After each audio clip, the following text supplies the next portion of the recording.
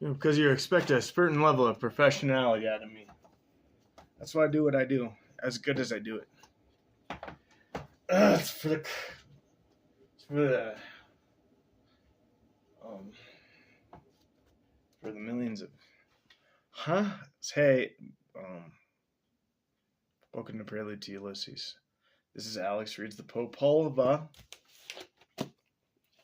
which is the sacred book of the ancient Quiché Maya. I'm not going to do a long one. Last time I read...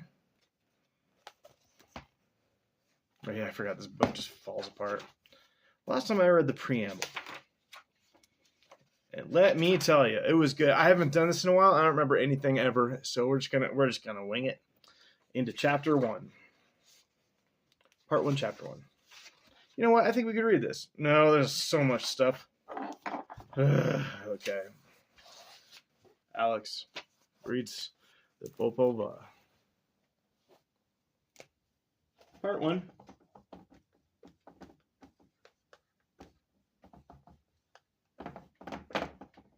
Chapter 1.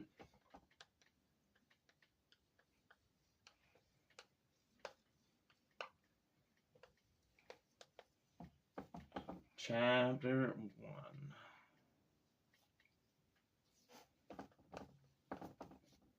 Okay.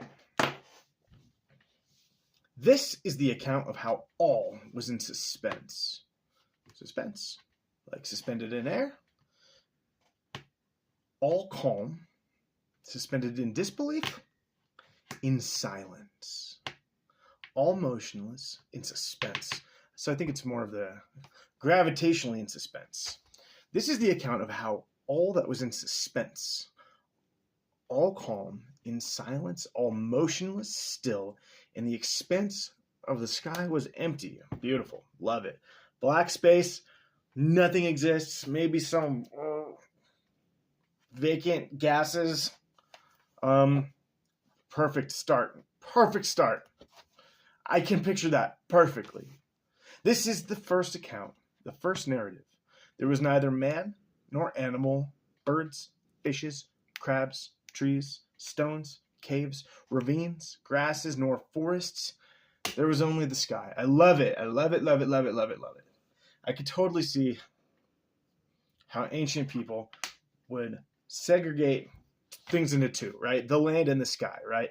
And feel themselves to be a part of the former, right? And that the sky in itself is this untouchable, unreachable distances. Wow, that's kind of cool. Maybe that's where the thought of God comes from. It's just the sky. For sure it is. Because it's unknowable, unstudyable. I mean, we can like watch balls of fire fly by, and we can, I mean, it's studyable at this point. But in this point in history, the fucking whenever hundreds, I could see that. And then they feel themselves as to be a part of the earth as opposed to the sky. There was only the sky. I can see how God came from that first preamble of a thought. I use the word preamble. Of the confusion inherent in the sky. Clouds, what the fuck are those, man? I mean, I don't really know. But I know that someone says that they know. And I trust that it's not magic. What's your point? I'm just saying the sky's beautiful. The sky, untouchable, unreachable, like, you know, unmeasurable, unstudyable. Just this hole, or like, I mean, I think they think it's like a tent, a tarp or something over them. Jesus, I need to cut my fingies, snails. Okay. I don't know. Beautiful. Love it. Love it. Love it. Love it. The surface of the earth had not appeared. So it will appear. Like blink. Or like raise from some other realm. There was only the calm sea and the great expanse of the sky. So I think that this is just going to be how it tells the story. It's not going to describe when something appeared, but in the format of this sentence, it is kind of strange, right? It say there was only sky, and then the next thing says there was only the calm sea and the expanse of sky. something occurs in between those. That's just not, I don't think, normal English, and I don't how do I explain what I'm trying to say? How do I explain what I'm trying to say? It's sequential sentences. We're moving chronologically, no matter how it might not vibe with our classic narrative format. Hey, that's pretty good. Yeah, you know what? There was nothing brought together, nothing which could make a noise, nor anything which might move or tremble or could make noise in the sky. So things do make noise in the sky at some point for them. What makes noise in the sky? Wind? Wind's the big one, probably. Birds. Clouds have a history of giggling occasionally. So nothing brought together. But the water. I mean, the calm sea. The calm sea. Okay. So it's not raging or nothing. I gotta turn the heat up. It's fucking cold. Ow!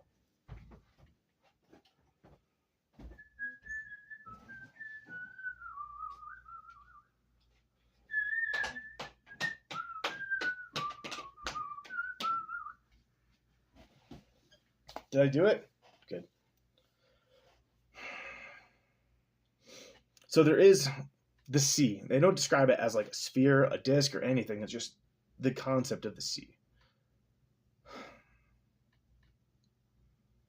I guess they're on such a narrow peninsula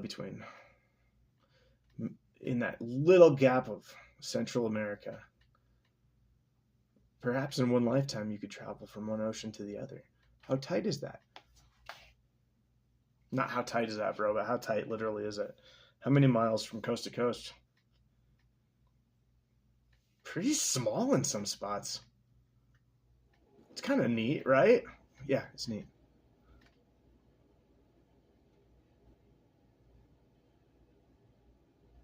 Pretty normal. All oceans meet.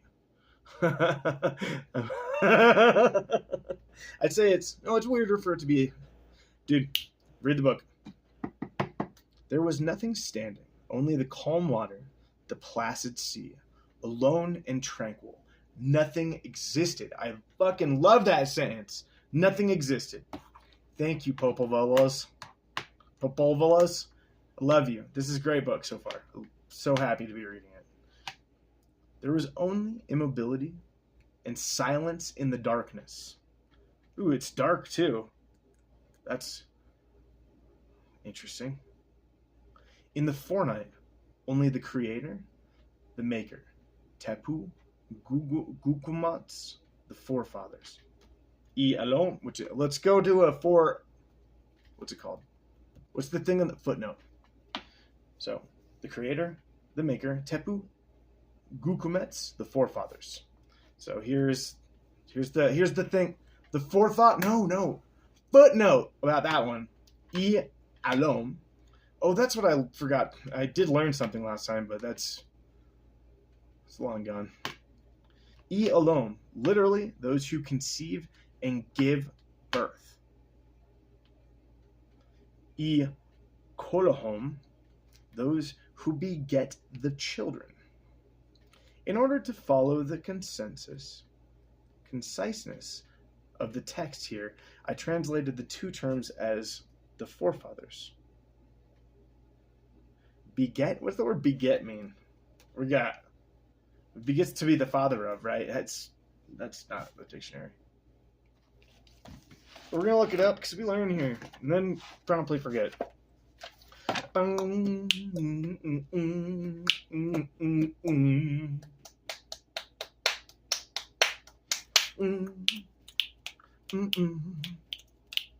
Beget.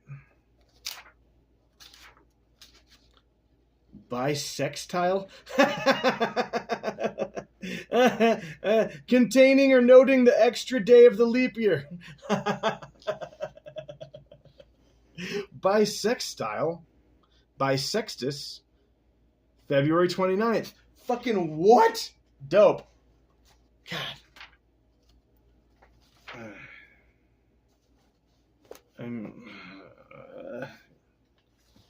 I didn't have a good day, but it's fucking nice to be home, man. Holy macaroon. Beget, begot, begrudge, and begonium, beer, befriend, and beg.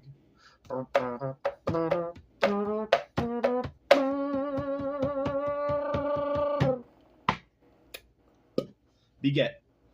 Begot, begotten, begot, begetting. 1. Especially of a male parent, to procreate or generate. Number 2. To cause. Men are more of an event, and women are more of an island.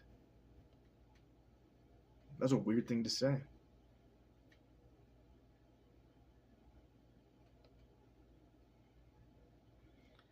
Conceiving and giving birth. Although they are actions, they both, to me, strike a note of not traveling. Of a home. Oh. Okay. You learned something. So did you?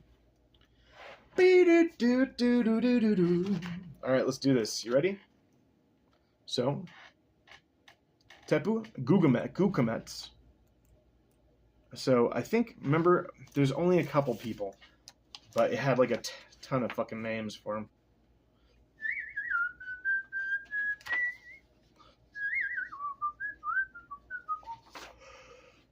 Cool. Only the creator, the maker, Tepu Gugamets, the forefathers, not quite. No, that's fine. Forefathers are it's fine for everybody.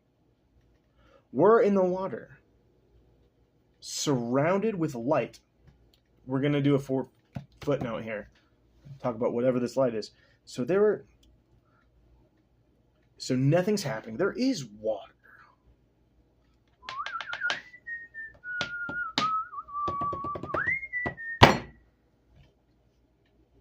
They were in the water because the Chike associated the name Gukumats with the liquid element. Bishop Nunez de la Varga says that Gukumats is a serpent with feathers, which moves in the water. The Cochical manuscript says that one of the primitive peoples which migrated to Guatemala was called Gukumats because of their salvation was in the water. Because they were from a dry, arid landscape. What part of Mexico is dry? Northern? Northern. I've never been to southern Mexico.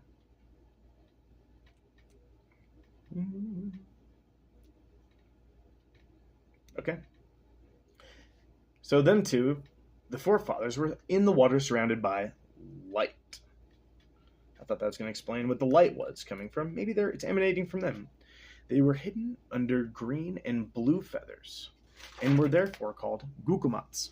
Number 3, we're going to go to a footnote right now.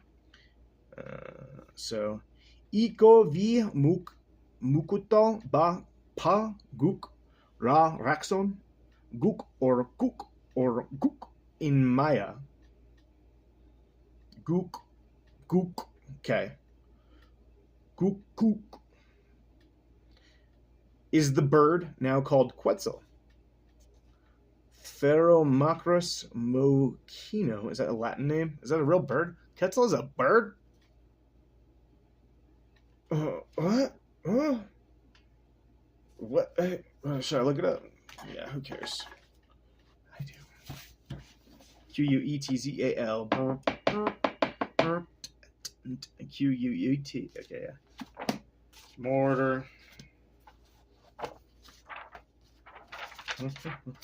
Scion. Rush.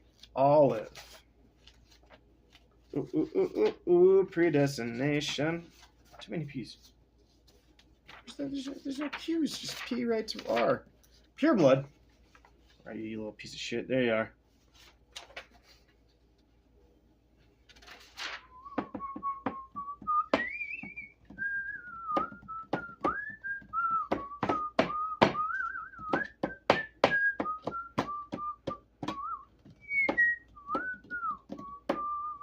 Q-U-E.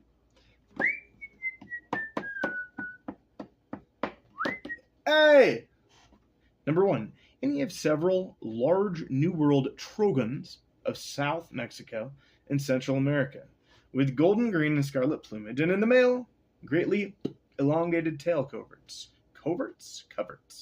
Number 2, the basic monetary unit of Guatemala. I totally forgot. When I was there, I just called him Q. Yeah. Quetzal is the name given to the beautiful green feathers which cover this bird's tail. In Nahuatl, they are called Quetzali. Raxon, or Raxom, is another bird with sky blue plumage, according to Beceta. It is a bird with chestnut-colored breast and blue wings. According to the Vocabulario de los Padres Franciscanos,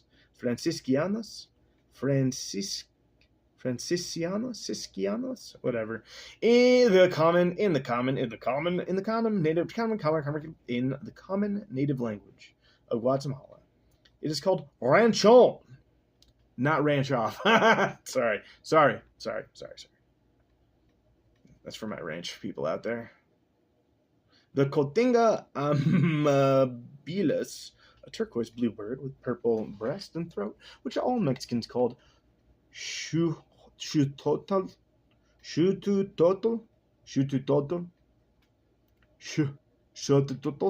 whatever. The feathers of these tropical birds, which abound especially in the region of Verapaz, were worn as decorations in the ceremonials by the kings and noblemen from the most ancient Maya times. Didn't pay attention to any of my last sentence, so we're going to keep talking. I don't know where the Raxone thing came from. I don't know where that, whatever. Sometimes, maybe I should go back to pausing when I read those and then explaining what I read. By nature, they were great sages and great thinkers. In this manner, the sky existed, and also the heart of heaven, which is the name of God, and thus he is called. In this manner, the sky existed, and also the heart of heaven, which is the name of God, and thus he is called the heart of heaven. Okay. So in comes the heart of heaven. That now exists.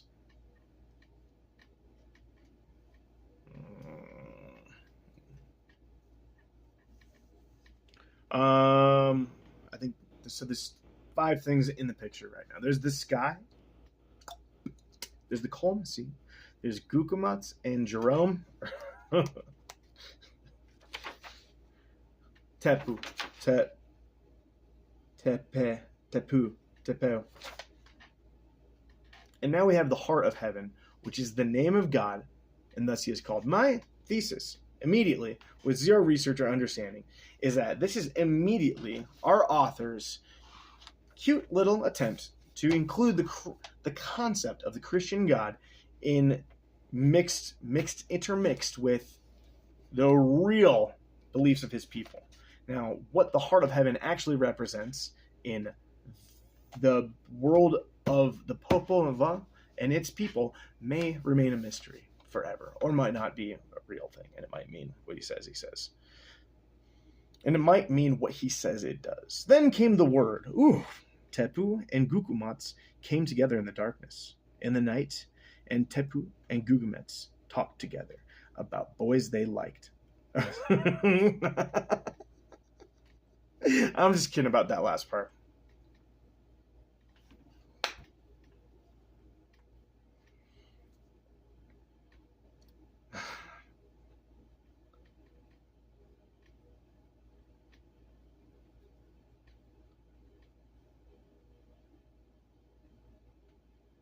They talked then, discussing and deliberating. They agreed. Jonathan Taylor Thomas. Hey, that's a dated reference. They talked then, discussing and deliberating. They agreed. They united their words and their thoughts. Like metaphysically, or like they exchanged, discussing and deliberating. They agreed. Whatever they talked about, They realized they were on the same page. They united their words and their thoughts. Then while they meditated, where'd they come from? I feel like if you were floating in space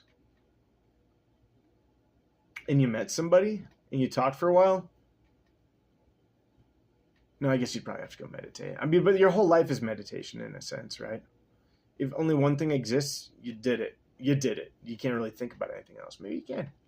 I don't know. Then while they meditated, it became clear to them that when dawn would break, man must appear. Ta'a excala push vinak. With the conciseness of the Chike language, the author says how the idea was clearly born in the minds of the makers, how the necessity for creating man, the ultimate and supreme being of the creation, was revealed to them, according to the philosophy of the Chike. Brasseur de Bourbourg interprets this phrase as follows. Some French sentence. Not going to read it. This interpretation is erroneous. The idea of creating man was conceived then, but as will be seen farther on in the account, it was not actually carried out into a much later time. Then they planned the creation, and the growth of trees, and the thickets, and the birth of life, and the creation of man. Let's return to what I just read. But as we will be seen farther on in the account, it was not actually carried out till much time later. Oh, they planned the creation of the trees and the thickness and the creation of man. Got it. I misunderstood myself.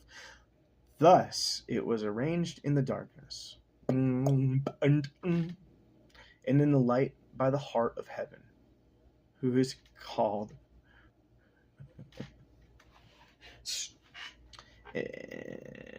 Thus it was arranged in the darkness. I thought they were in the light. It said they were in the light. But they're surrounded by darkness. The only light surrounds them. Thus it was arranged in the darkness and in the night by the heart of heaven, who is called Huracan. Huracan. Yep, God's gone. Welcome, hurricane.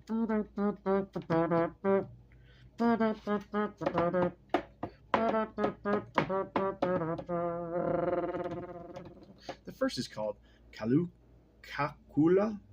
Huracan. Kakulha, Cacula Huracan. The second is Chipu Kakula. The third is Raxa Kakula. And these three are the heart of heaven. Number 7. I'm not going to read. Okay, no, we'll read the interpretation. Huracan is a leg. Cool. Kalkulaha Huracan is the flash of a leg or the lightning. Chipu Kakulha, small flash. Okay. This is Ximenes' interpretation. The third, Raxa Kakulha, is the green flash.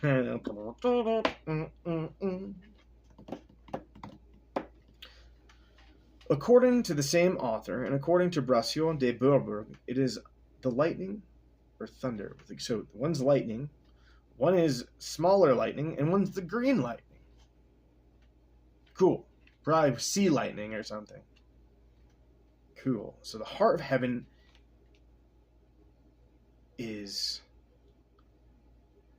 thunder, lightning, probably just the storm in general that brings water. That's God. I get that. Fuck yeah, man. I mean, this is my fucking shitty interpretation, obviously. But clearly, the heart of heaven, which he refers to earlier as the name of God,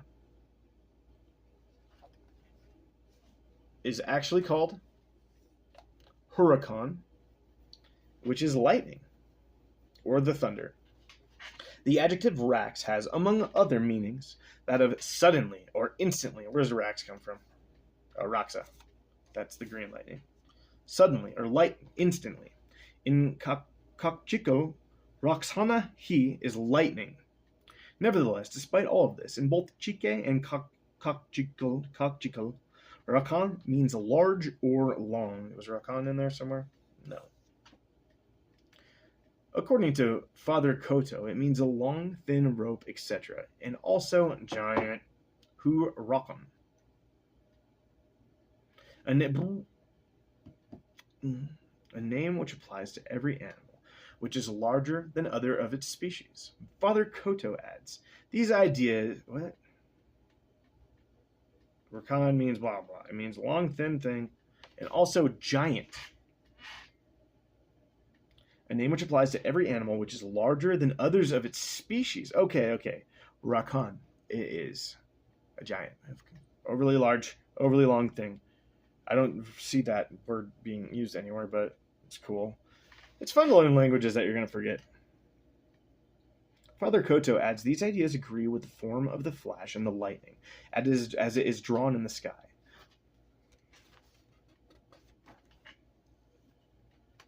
The Caribs of West Indies adopted the same huracan where's the West Indies? To designate other natural phenomena, equally destructive. And the word was later incorporated into modern languages. See Brinton.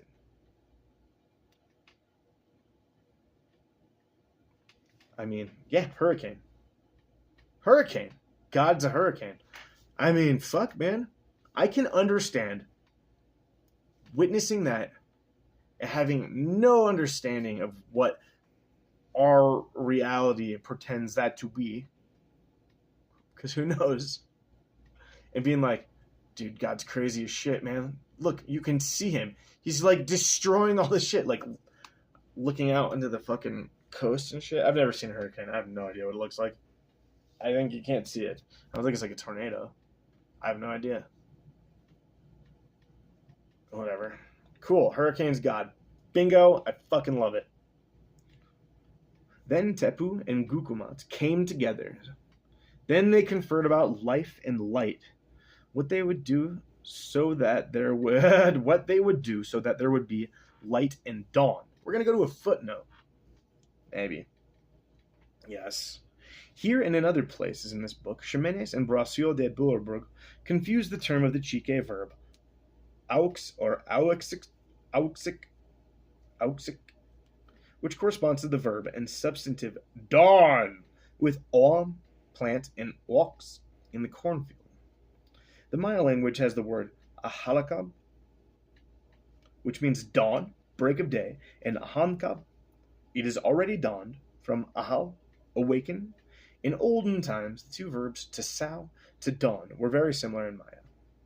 According to the Diccionario de las Lenguas Maya by Jose Pio Perez, okak is to sow grain or seed, and akakab, to dawn, to make light. It is curious to observe that the Maya conjugate was preserved in the ancient Chique, or Quiche. It seems probable that these analogous forms in the Maya and the Chique, or Quiche, had a common root. I didn't really listen to anything I said.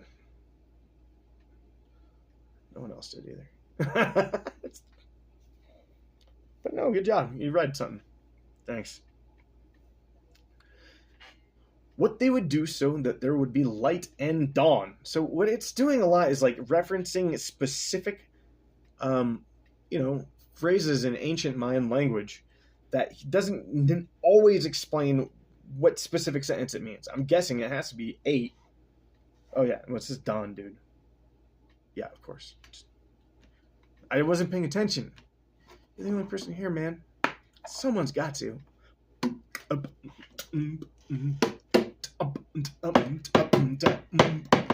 was bad. I'm not a good drummer, alright?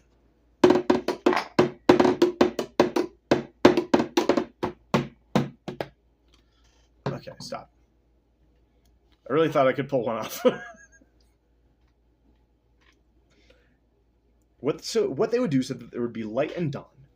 Who it would be, who would provide food and sustenance. Thus let it be done. Let the emptiness be filled. Let the water recede and make a void. Recede to what? Let the earth appear and become a solid. Appearing from this ball fucking... so cool.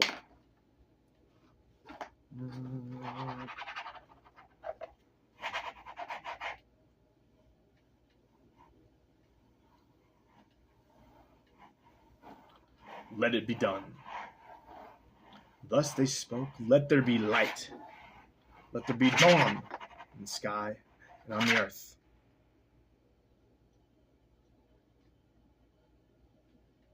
So they're not referencing the sun specifically yet, which I find to be bizarre. Man, the first thing I would think of if I was making up a religion, I'd be like, that's it. That's the thing. That's the thing to watch out for or think about. It won't even let you look at it, man. Old Dave went blind. Staring at old Fireball. I'm trying to speak from, like, a mindset of not having any idea about anything, which is really easy for me, actually. Let there be light. Let there be dawn in the sky and on the earth. There shall be neither glory nor grandeur in our creation and formation until the human being is made. Man is formed. So they spoke. Glory or grandeur? That's what man represents. I don't know what the word grandeur means. I use it, though. Because I do what I want, and I use words however I want. I'm a ceiling, I'm a caustic, I'm a cattail. Dude, buddy.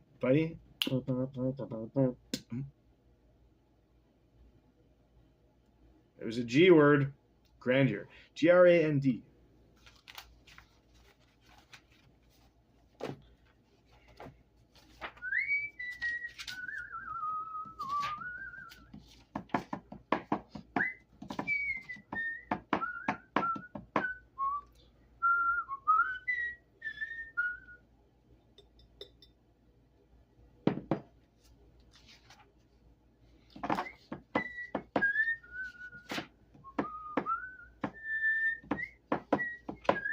Grantor.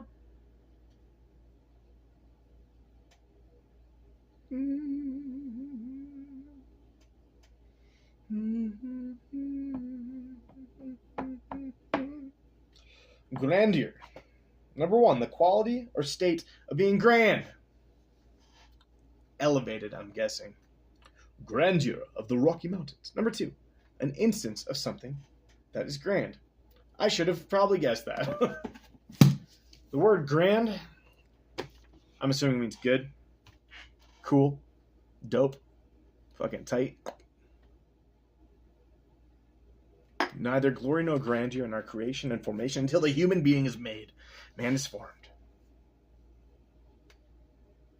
Till there is made, man is formed. Not like it happened, but they're still talking about it. That's what man represents. Beauty, amazingness. I can see thinking that at some point, maybe, to having a dominion over your land, but not at a point in history where you're not bombarded with the knowledge that the planet seems to be, like,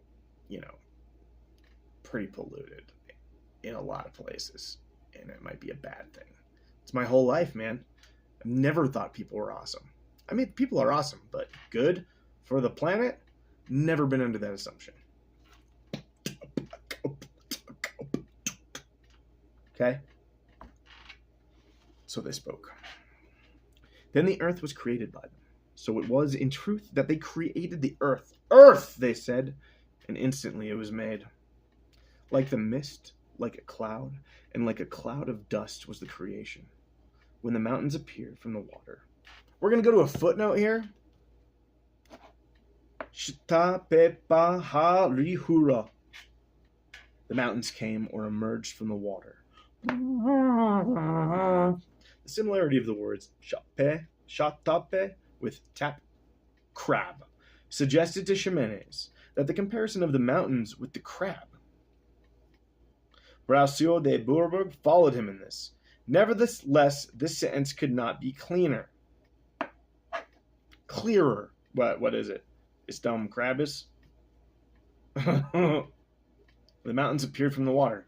They're from the void in the water. Or maybe the void was... No, there was a void. The waters receded. And instantly mountains grew.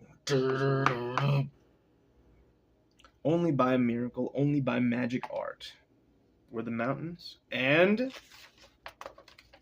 valleys formed. Only by a miracle, by magic art were the mountains found and valleys formed. And instantly the groves of cypress and pines put forth shoots together on the surface of the earth. We're going to go to a footnote here. Shake, Noal, Shaki, Pus, Shabanata Vi. Which means the pines shoot forth from the valley of the earth or whatever. The expression Pus Noatal is used to indicate the magic power used to create or transform one thing into another. Pus Noal Haleb, says Father Barella, was the sorcery used by Indians to transform themselves into balls of fire, eagles, and animals. Balls of fire, sun, eagles, they're also the sun, animals, sun. Forget those last two things I said.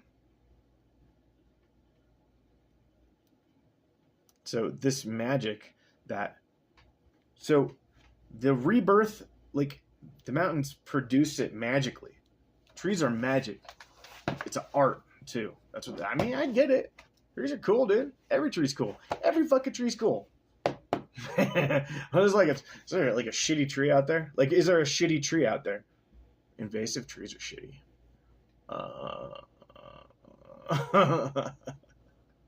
Not for spiders though. Let's keep going. But in the same way that the mountains produced trees, like as a fucking, don't say excretion. I won't. As a poop. I didn't mean a poop though. Like just a production. I meant more like a birth, sort of I don't know what I mean. That's how they view themselves transforming into other animals. And balls of fire. Which is fun. I mean, I don't know where you would start to think that. I don't know. Imagine your father dies. And your father just fucking loved the shit out of salmon, right? And then you you see a fox 4 years after he dies. And that fox is just eating salmon like crazy right next to you. And like smiles at you like your dad used to. You'd be like, shit, there he is, man. That's where I can imagine this sentence making sense. And thus Gukumats was filled with joy and exclaimed, "Your coming has been fruitful, heart of heaven, and you Horicon, and you Chipikakula, Raksakakula."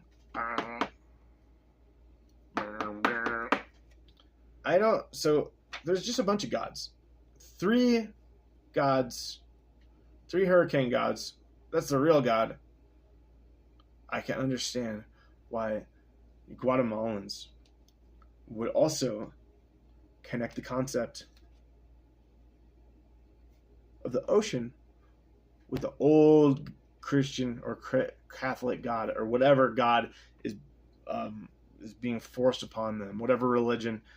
I'm not a smart man. I don't remember what it is or anything. Okay, cool.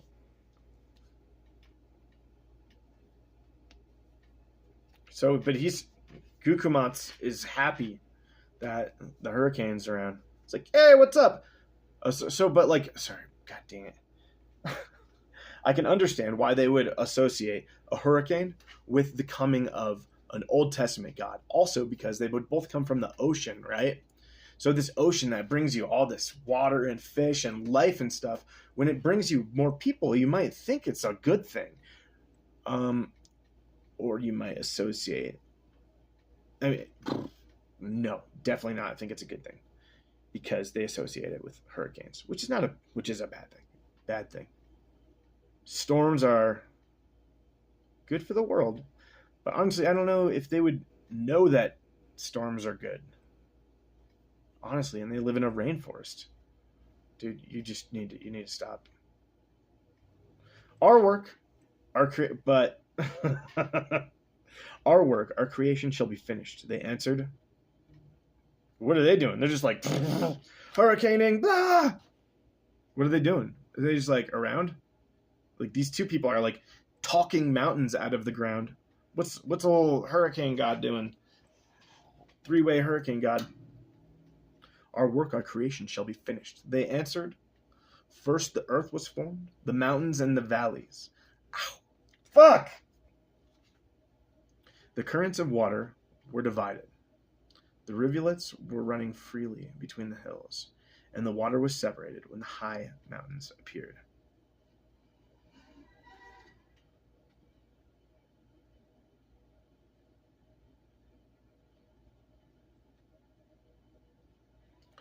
First the earth was formed, then the mountains, then the currents of water were divided.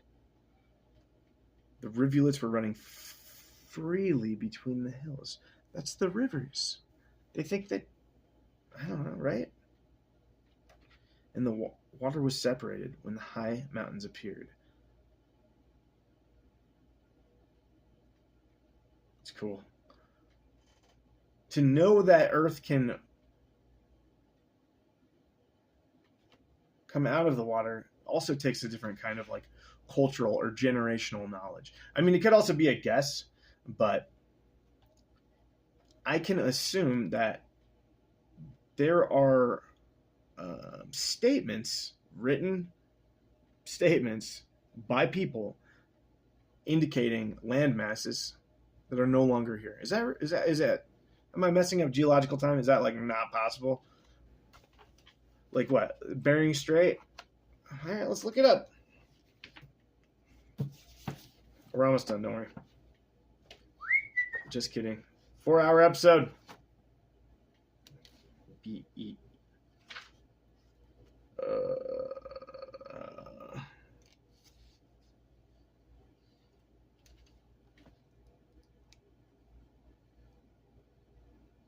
I don't know how to spell the Bering Sea.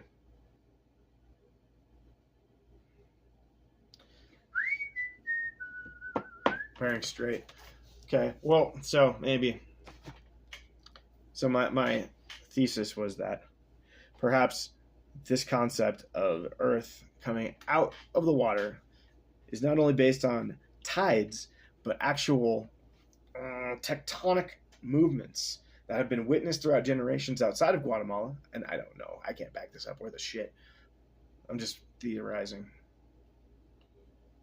That over the course of generations, like one grandpa would say to another kid who became a grandpa, became somebody else, and then you say it. I'd be like, the first grandpa was like, yo, your grandpa said that was like, that was not that landmass was not as in there as it looks like it is. And then that information would get passed a couple generations down and they'd be like, that landmass is crazy huge now. It used to not be there, right? Does that make sense? Generational knowledge. This indicates a potential of that, of a written or what's that word? Written down, not written, but documented, a documented history of some sort of pictographs or whatever, or even herbal oral traditions. I don't know. Thus, the earth was created when it was formed by the heart of heaven. I thought, what? I thought everyone else made the earth.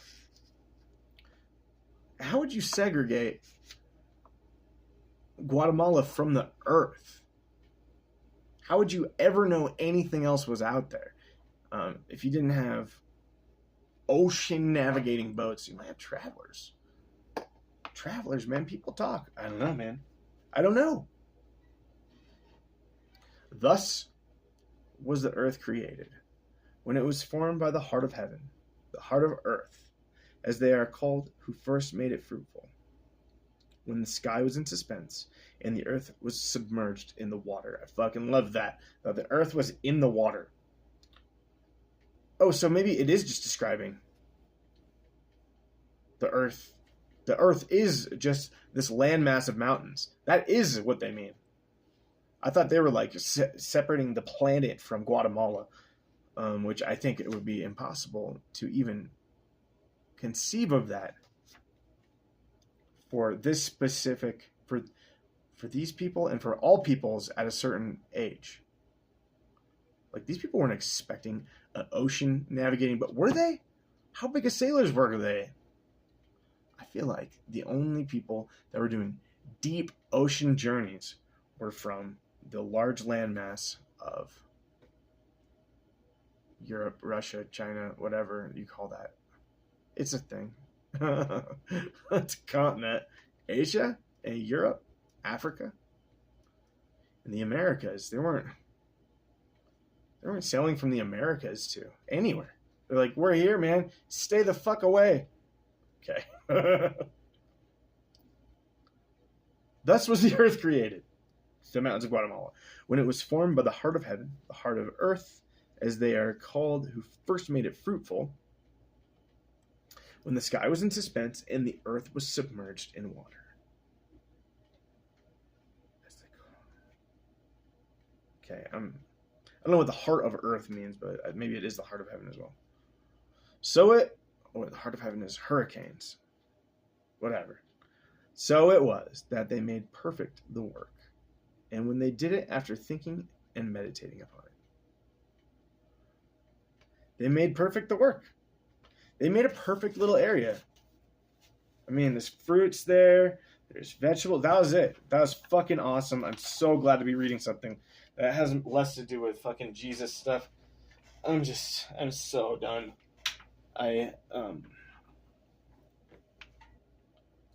It's just hard.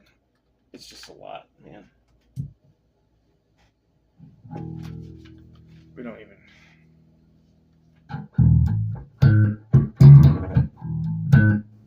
finger hurts. I ain't got fingers. I ain't got a past. I ain't got a level. I ain't gonna laugh.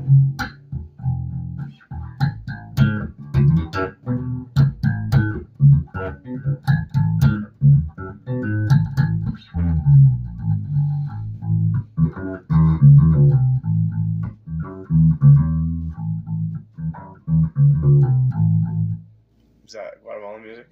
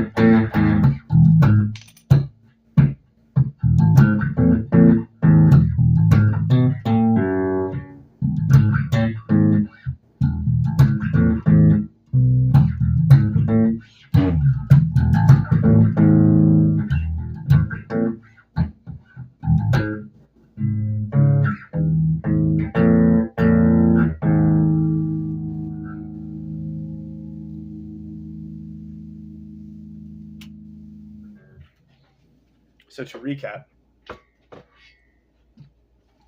man, first there was nothing, and then there was some water, and then this lady and this dude showed up. They're actually our forefathers, and they're like, they made plans, they talked, they meditated. This was not something that just popped out of nowhere lightly, right? Took some thought, took some effort. They planned it all. They're like, oh, okay, let's make a hole in the ocean. Boom. And then they're like, oh, cool. You know what's cool? You know what's cool? I got an idea. Rocks. Rocks erupt out of it. Out of this hole in the water.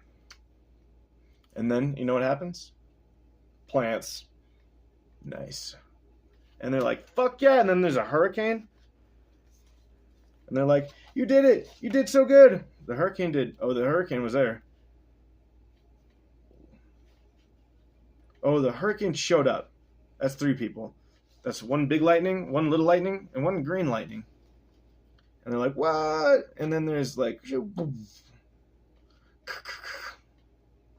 and they did it. It's cool. It's fucking cool. And they did it, and it was awesome.